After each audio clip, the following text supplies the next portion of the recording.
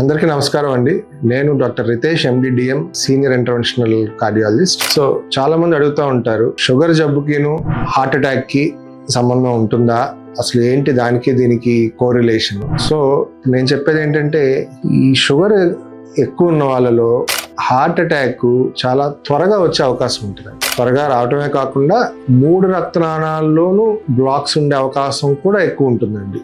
అంటే బైపాస్కి వెళ్ళే వాళ్ళు వీళ్ళందరూ కూడాను షుగర్ పేషెంట్స్ ఎక్కువ మంది ఉంటారు. సో అందుకనే మోస్ట్ ఇంపార్టెంట్, షుగర్ మనం మెయిన్ కంట్రోల్లో ఉంచితే హార్ట్ అటాక్స్ అలాంటివి వచ్చే అవకాశం చాలా వరకు అక్కడ మనం కంట్రోల్ చేయొచ్చండి. సో ఇప్పుడు నేను చెప్పేది ఏంటంటే, షుగర్ ఉన్న వాళ్ళకి హార్ట్ అటాక్ వచ్చే రిస్క్ చాలా ఎక్కువ ఉంటుంది. సో అందుకనే వాళ్ళు ఏం చేయాలంటే, ముందుగానే రక్తంలో చెడు కొలెస్ట్రాల్ లెవెల్స్ ఎలా ఉన్నాయి అవన్నీ ముందుగానే చూసుకుని కొలెస్ట్రాల్ సంబంధించిన మందులు వాడినట్టయితే హార్ట్ అటాక్ నుంచి వచ్చే రిస్క్ ఇంక మనం తగ్గించుకోవచ్చు.